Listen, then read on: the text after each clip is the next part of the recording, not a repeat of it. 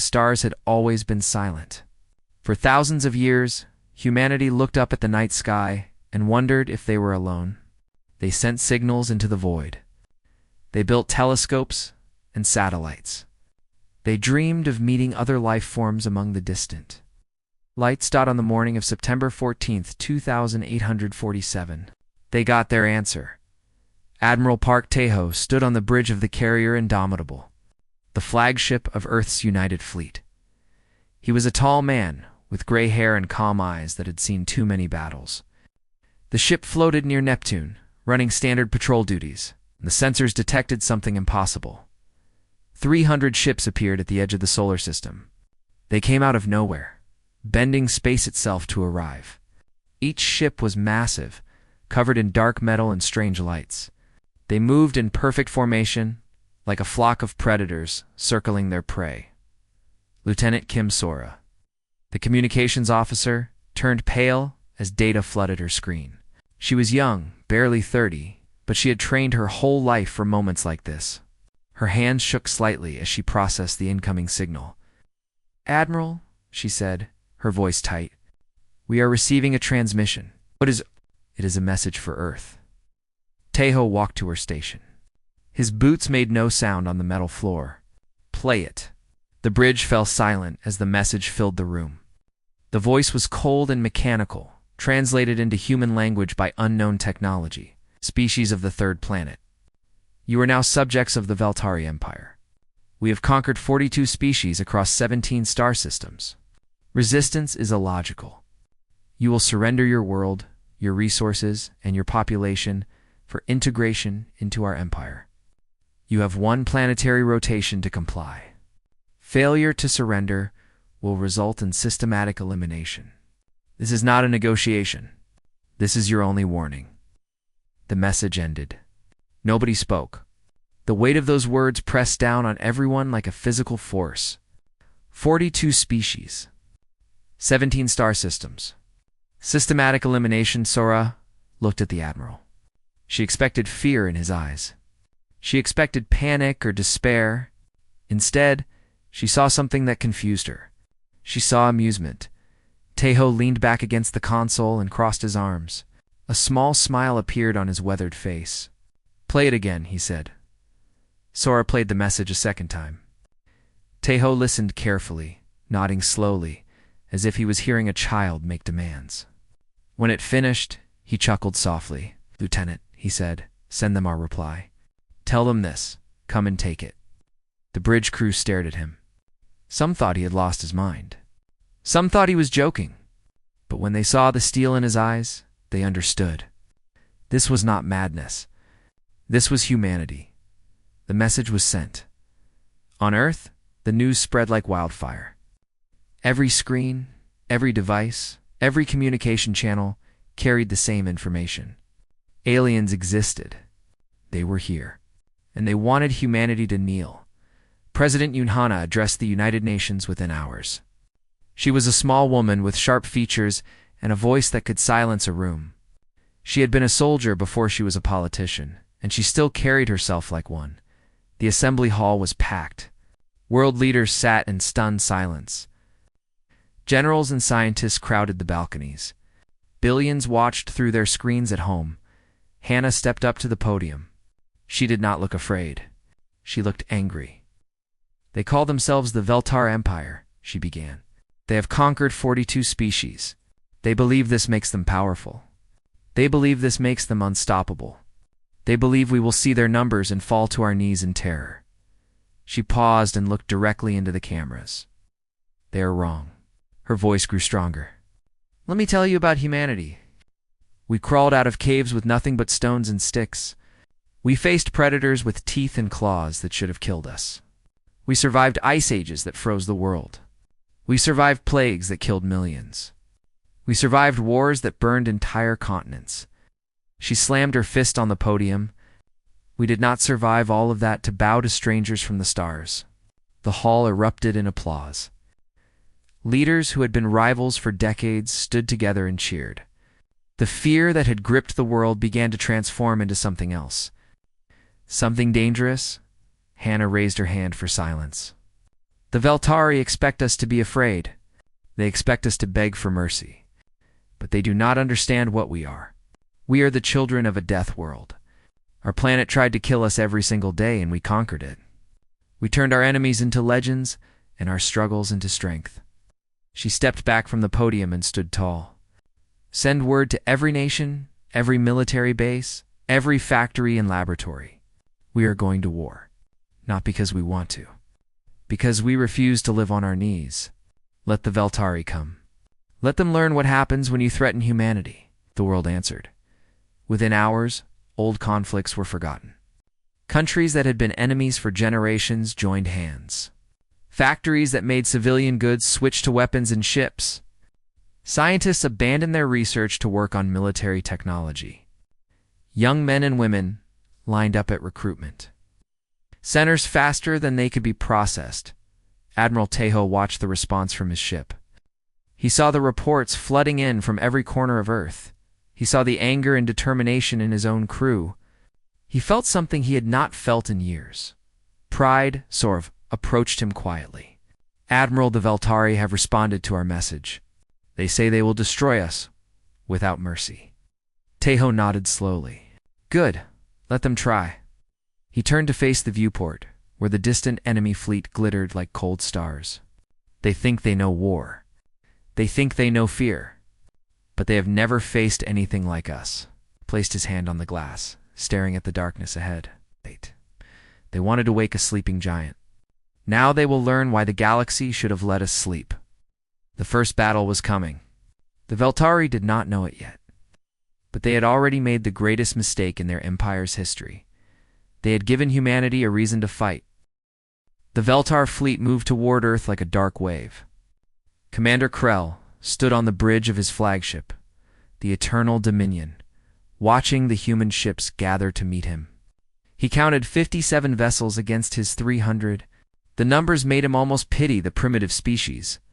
Almost Krell was tall, even by Veltari standards. His crystalline skin reflected the bridge lights in shades of blue and gray. He had conquered 11 worlds personally. He had watched species beg and weep and break before his fleets. This would be no different. Commander, his tactical officer reported, the humans are not retreating. They are moving into attack formation. Krell tilted his head. This was unusual. Most species ran when they saw Veltari numbers. Some tried to negotiate. A few fired a few desperate shots before surrendering. But the humans were advancing, spreading out across the void like they actually intended to fight. Interesting, Krell said. They are either very brave or very stupid. Either way, they will learn. He gave the order to attack. The battle began near the orbit of Mars. Veltari. Warships opened fire with weapons that could crack moons. Beams of pure energy sliced through the darkness. Human ships exploded in brilliant flashes of light and debris, but the humans fired back. Captain Li Jinwu commanded the destroyer Fury, a small ship with a crew of 200. He was young for a captain, only 43, with sharp eyes and a reputation for reckless courage. When the battle started, his ship was among the first to take hits. The Fury shook violently as enemy fire tore through its hull. Alarms screamed. Smoke filled the corridors. Jinwu gripped his command chair as damage reports flooded in. Engines at 30%, his engineer shouted. Weapons failing? We cannot survive another hit. Jinwu looked at his crew. He saw fear in their eyes, but he also saw something else. He saw determination. He saw the same fire that had burned in human hearts since the first caveman picked up a rock to fight a predator. All hands, he said calmly. Abandon ship. Get to the escape pods. That is an order. His first officer grabbed his arm. Captain, what about you? Jinwu smiled. It was a strange smile, peaceful and certain. I am going to teach these aliens something about humanity. Now go. The crew evacuated. Jinwu stayed at the helm alone. He aimed his dying ship at the largest Veltari cruiser he could find and pushed the engines to full power. The Fury screamed across the void, trailing fire and smoke. Krell watched the small human ship racing toward his cruiser. He did not understand what he was seeing. No species had ever done this. No conquered race had ever chosen death over surrender. The Fury hit the Veltari cruiser at full speed. The explosion was massive. Both ships vanished in a ball of nuclear fire. When the light faded, only debris remained. Jin Dashwu had taken 500 Veltari with him. Across the battlefield, similar acts of madness erupted. Human pilots flew crippled fighters into enemy hangars, detonating their fuel cells inside Veltari ships. Marines in damaged boarding pods crashed into enemy hulls and fought hand-to-hand with rifles and knives against aliens twice their size. On Station, Game 7, a civilian research platform near the asteroid belt, Engineer Beeknari faced an impossible choice. The station had been hit by Veltari raiders. 30 civilians, including children, were hiding in the emergency shelters. Enemy boarding parties were cutting through the airlocks. Nari was alone in the engineering section. She was a small woman with tired eyes and grease-stained hands. She had never held a weapon in her life. But she knew machines better than anyone. She opened a communication channel to the escape shuttles. "This is Engineer Beak. Launch now. Do not wait for me, Nari. We cannot leave you. You have to." Her voice was steady. "I am going to buy you time." She sealed the engineering section and began working. Her fingers flew across the controls. She disconnected safety protocols. She overloaded power conduits. She turned the station's reactor into a bomb. The Veltari broke through the airlock. They poured into the station, searching for prisoners to capture. They did not know that a small human woman was watching them on the security cameras, counting their numbers, waiting for the right moment. When the corridors were full of enemies, Nari smiled softly. "For my family," she whispered. "For Earth." She pressed the button. Station Gamma 7 exploded. The blast destroyed 2 Veltari transports and damaged 3 more. Every enemy soldier on board died instantly. And the escape shuttles, carrying 30 civilians and 12 children, flew safely into the darkness. Commander Krell received the battle reports with growing confusion. His fleet was winning, yes. The humans were losing ships faster than they could destroy Veltari vessels. But something was wrong. He had lost 67 ships. 67. In every previous conquest, his losses had never exceeded 12. The humans fought like demons. They did not retreat. They did not surrender. They attacked until their ships were destroyed. And then they used the wreckage as weapons. His soldiers reported something disturbing. The humans were laughing as they died. They screamed battle cries and sang songs and smiled at their killers. They acted like dying was a victory, not a defeat. Krell did not understand. He had studied countless species. He knew how fear worked. Every living thing had a breaking point, a level of pain and loss that made them submit. It was simple biology, but humans seemed to have no breaking point. Admiral Tejo commanded the retreat personally. His fleet was shattered, reduced to 19 functional ships. They fled into the asteroid belt, hiding among the rocks like wounded animals. But they were not broken. Tejo watched the Veltari fleet through his sensors. They had won the battle, but their victory felt hollow. They had expected an easy conquest. They had received a nightmare. "They will come for us," Sora said quietly. She had a bandage on her forehead from flying debris. "Yes," Tejo agreed, "but they will come with doubt in their hearts. They expected prey. They found predators." He turned to his surviving crew. They were wounded, exhausted, grieving for lost friends. But their eyes still burned with defiance. "Today we lost a battle," Tejo said. "But we taught the enemy something they will never forget. We showed them that humans do not break. We showed them that every ship they destroy, every soldier they kill, will cost them dearly." He looked back at the stars. This war has just begun, and they have no idea what is coming. Somewhere in the void, Commander Krell stared at the casualty lists and felt something he had never experienced before. Uncertainty. Commander Krell could not sleep. This was strange because Veltari did not truly sleep the way other species did. They entered a state of low consciousness to rest their minds. But Krell found no rest. Every time he closed his eyes, he saw human ships flying into his fleet. He saw them laughing.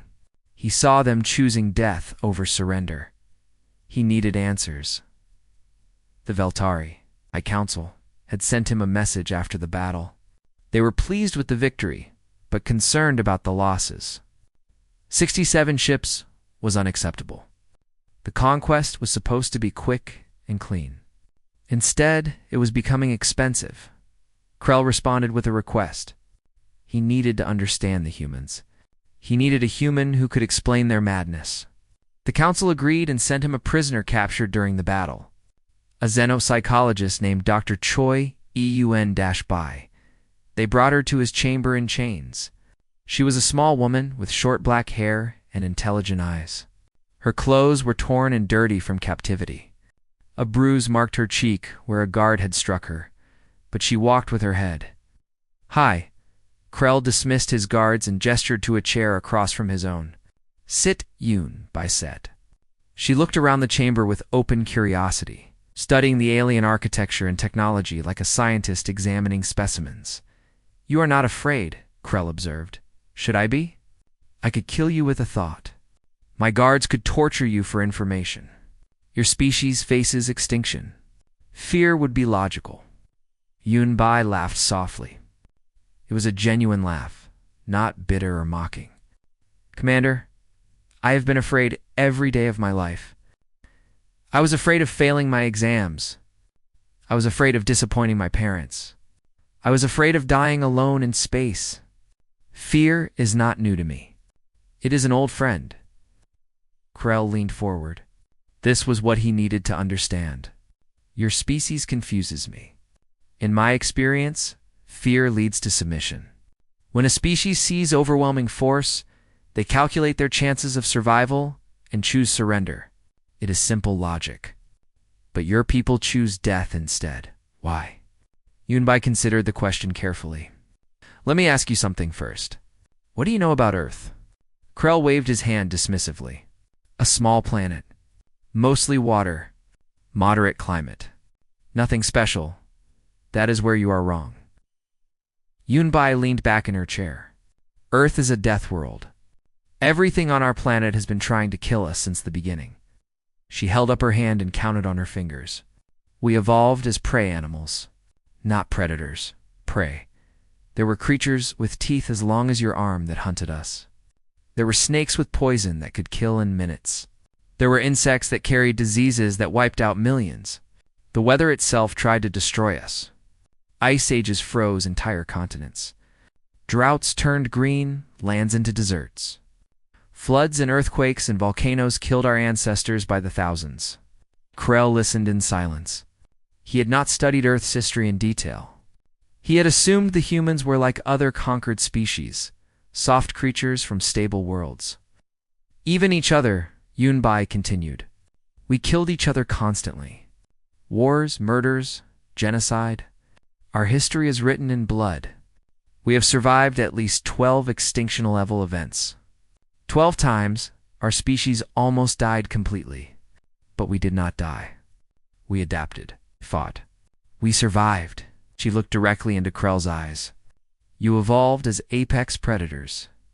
You have never known true fear because nothing on your world was strong enough to threaten you.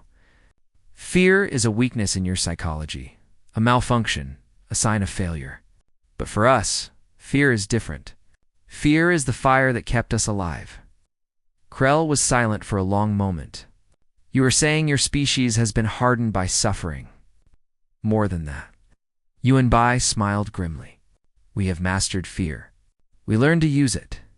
When a human is afraid, they do not freeze like your conquered species. They become more dangerous. Their senses sharpen. Their strength increases. Their thinking becomes faster. Fear makes us better killers." She stood up suddenly, and Krell's hand moved toward his weapon. But she only walked to the viewport and looked out at the stars. "You came to Earth expecting easy prey," she said quietly. "You expected us to see your ships and fall to our knees. But you made a critical mistake. You assumed we would react like the species you have conquered before. Species that evolved on safe worlds where the biggest threat was weather or starvation." She turned back to face him. "We are not like them. We are the children of a world that tried to murder us every single day. We have been fighting for survival since before we learned to speak. Your threats do not frighten us. They remind us of what we are." Krell stood slowly. "And what are you?" Yunbai smiled. It was not a friendly smile. "We are the monsters that other monsters fear. We are the survivors of 1,000,000,000 years of death. You are not our nightmare, Commander. You are just Tuesday." The words hit Krell like a physical blow. He had conquered species that begged for mercy. He had destroyed civilizations that surrendered after a single battle. But these humans, these strange creatures from a violent little world, they were something different. They were not afraid of him, and that terrified him. On Earth, the war was not going well. The Veltari controlled orbit and had begun landing occupation forces. Cities burned. Refugees fled into the wilderness. The human military fought desperately, but was pushed back again and again. But something strange was happening. Instead of breaking, humanity was growing stronger. Factories that had been bombed were rebuilt in days. Soldiers who had lost their units joined new ones without hesitation. Civilians who had never held weapons volunteered for suicide missions. Old enemies became allies. Old grudges were forgotten. President Hannah broadcast messages of defiance every day. She appeared in burned cities and destroyed bases, standing among the rubble with a rifle in her hands. "They think they can break us with fire," she said in one broadcast. "They do not understand. Fire is how we were forged. Every blow they strike makes us stronger. Every death makes us angrier. They have won battles, but they will never win this war." And the people listened. They fought in the streets and the forests and the mountains. They fought with guns and knives in bare hands. They built bombs in basements and ambushed patrols in the night. They sang songs of their ancestors and taught their children that surrender was worse than death. The Veltari soldiers began to fear the darkness. They feared the silence. They feared the humans who came out of nowhere, struck without mercy, and vanished before they could respond. Commander received reports of his soldiers requesting transfers away from Earth. They spoke of nightmares, of humans who smiled as they killed, of enemies who fought without reason or logic. He looked at the reports and remembered Dr. Choi's words, "We are the monsters that other monsters fear." For the first time in his long career, Krell began to wonder if this conquest had been a mistake. 6 months had passed since the invasion began. The Veltari controlled Earth's orbit completely. Their ships blocked the sky like metal clouds. Their soldiers occupied every major city. By their calculations, the war should have been over months ago, but the war had only just begun. Han Seo-chen crouched in the darkness of an old subway tunnel beneath Seoul. He was 45 years old, with a scarred face and missing fingers on his left hand.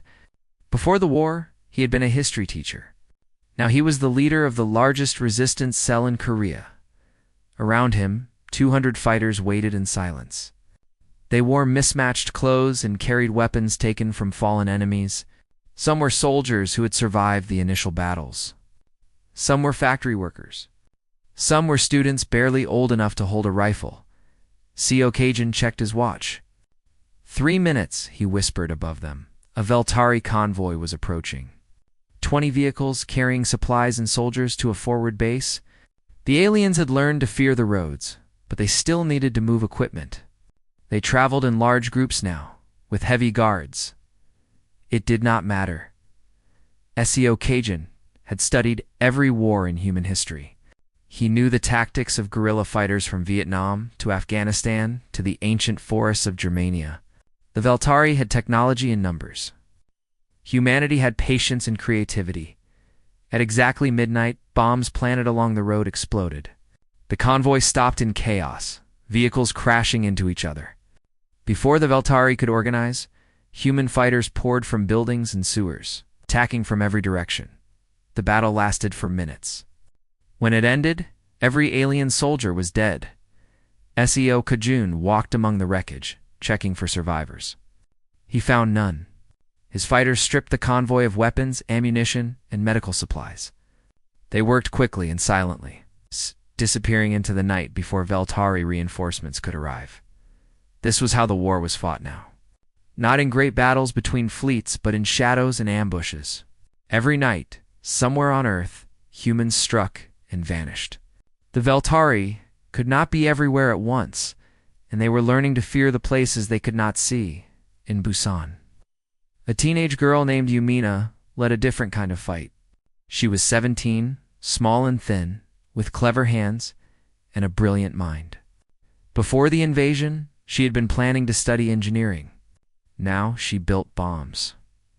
Her cell specialized in sabotage. They targeted communication arrays, power stations, and supply depots. They used homemade explosives made from chemicals stolen from abandoned factories. They were invisible, striking targets the Veltari thought were safe. One night, Mina and her team destroyed a communications tower that linked 3 Veltari bases. The explosion was beautiful, a pillar of fire that lit up the sky.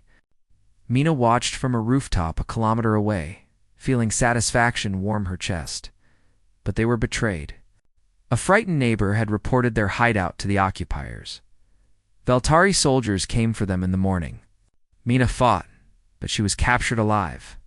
They brought her to an interrogation chamber, where a Veltari officer demanded information about other resistance cells.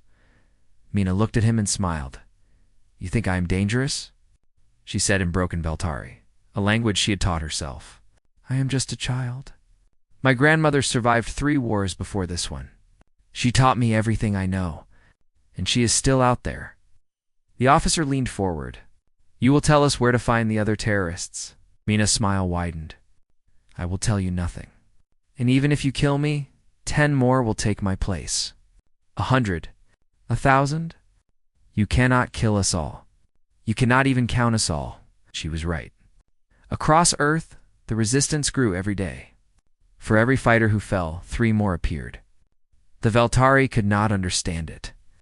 In their experience, conquered species accepted their fate. They collaborated with their occupiers. They informed on rebels to protect themselves. But humans did not collaborate. They resisted. Farmers hid refugees in their barns. Factory workers sabotaged equipment. Even children carried messages and scouted enemy movements. The entire species seemed determined to fight. Commander Krell read the reports from Earth with growing despair. His occupation force was bleeding. He lost soldiers every day to ambushes and bombs. His supply lines were constantly attacked. His communications were unreliable, and he had heard nothing from the human fleet. That had escaped into the asteroid belt. He should have hunted them down immediately. He knew that now. But after the losses of the first battle, the High Council had demanded he secure Earth before pursuing the survivors. They wanted the planet pacified, its resources flowing to the Empire. Now 6 months had passed. Krell realized his mistake. The human fleet had not been hiding. They had been preparing. Admiral Park Tae-ho stood on the bridge of a new ship. The Unyielding had been built in secret, in shipyards hidden among the asteroids. It was smaller than the Indomitable, but faster and better armed. Around it floated 200 more vessels, a fleet reborn from the ashes of defeat. Tae-ho looked at his crew. Many were survivors of the first battle. Others were volunteers who had escaped Earth in the chaos of the invasion. All of them had lost something. Friends, family, their homes, and their future now. They would take it back. Lieutenant Sora stood beside him, fully healed and ready for battle. "Admiral, all ships report ready. The counteroffensive can begin on your order." Tae-ho nodded slowly. He had spent 6 months planning this moment. He had studied Veltari tactics. He had analyzed their weaknesses. He had prepared his people for the fight of their lives. "What day is it on Earth?" he asked. Sora checked her console. "June 6th, sir?" Tae-ho smiled grimly. "The day? The anniversary of one of our greatest invasions. When our ancestors crossed an ocean to liberate a continent from tyrants, he turned to the viewport, where the distant sun waited like a beacon. Send the signal to Earth. Tell the resistance that relief is coming. Tell them to hit every target they can reach. Tell them to make the enemy bleed." He raised his hand. and tell the Veltari that humanity is done hiding. We are coming home, and we are bringing hell with us. Across the asteroid belt, 200 ships turned toward Earth. Their engines burned bright against the darkness. Inside each vessel, human crews prepared for battle. Some prayed. Some sang. Some wrote final messages to families they might never see again. But none of them were afraid. They had been forged in fire. They had lost everything and survived. They were the children of a death world, and they were going to show the galaxy what that meant. The counteroffensive had begun. The final battle lasted 11 days. Admiral Park Tae-ho led the human fleet out of the asteroid belt like a storm breaking over the ocean. 200 ships against 300. The numbers still favored the Veltari, but the mathematics of war had changed. Humanity fought with a fury that turned every disadvantage into a weapon. Commander Krell watched the human fleet approach and felt the cold grip of fear around his heart.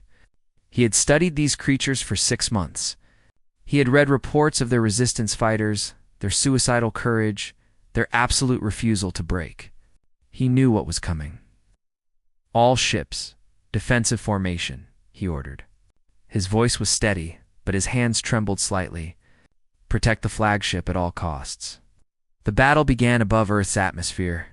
Human ships struck first, diving through Veltari formations with reckless aggression. They targeted engines and weapon systems, crippling vessels instead of destroying them. They wanted the Veltari fleet disabled, not dead. Tae-ho commanded from the unyielding, his voice calm as he directed the assault. Squadron 7, target their communications array. Squadron 12, cover the landing transports. Keep them busy. Keep them bleeding. Lieutenant Sora worked beside him, coordinating with resistance cells on the surface. Ground forces are ready, Admiral. General Quan is waiting for the signal. Tell him to begin. On Earth, General Quan, Hyen-Su led the ground assault. He was 60 years old, a veteran of conflicts most people had forgotten. His soldiers called him the Iron General because nothing seemed to hurt him. He walked through battlefields like he was taking a stroll in a park. His army was a strange mix. Professional soldiers in powered armor fought alongside farmers with hunting rifles. Resistance fighters who had spent months hiding in tunnels emerged into daylight, ready for open war. They painted symbols on their armor, ancient marks from wars fought before space travel existed. Today we take back our world, Hyen-Su told his forces. Today we show the galaxy that Earth is not for sale. Advance and do not stop until the enemy is gone. They attacked everywhere at once. In Europe, armies pushed through occupied cities, street by street. In Asia, guerrilla forces that had harassed the enemy for months now struck with overwhelming force. In the Americas, militias armed with captured Veltari weapons assaulted forward bases. The Veltari had controlled Earth's surface, but they had never conquered it. Now that thin control shattered. Human soldiers came from every direction, supported by civilians who provided food, shelter, and information. The alien occupation forces found themselves surrounded and cut off in Seoul. Mina escaped from her prison during the chaos of the attack. She gathered survivors and led them to a Veltari command post, which they captured using weapons stolen from dead guards. She was still a teenager, barely old enough to vote, but she had become a warrior in orbit. The battle reached its peak.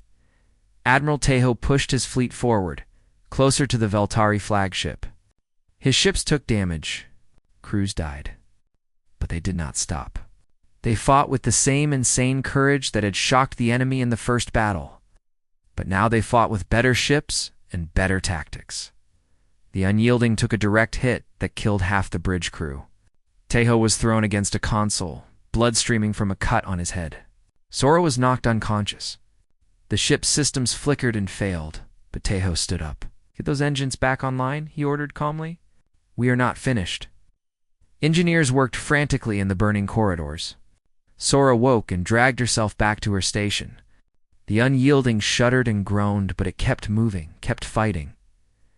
Tae-ho opened a channel to Earth. This is Admiral Park. I do not know if I will survive this day. But I want every human to know that we did not give up. We fought until the end. Tell them we never stopped fighting. He closed the channel and turned back to the battle. The Veltari flagship was close now, only kilometers away. Its weapons blazed, cutting down human ships that tried to approach. But Tejo had a plan. All ships, he broadcast, focus fire on the flagship's engines. I want that ship dead in space. Human vessels converged from every angle. They absorbed terrible punishment, losing dozens of ships in minutes. But they kept firing. The flagship's engines exploded one by one, leaving the massive vessel drifting and helpless. Commander. Krell felt his ship shudder and knew the end was coming. He could have escaped. He could have fled to a shuttle and abandoned his crew. That was what logic demanded. But something had changed inside him during these months. He had watched humans fight and die for their world. He had seen them sacrifice everything for their freedom. He understood now why they were winning. Krell stayed on his bridge.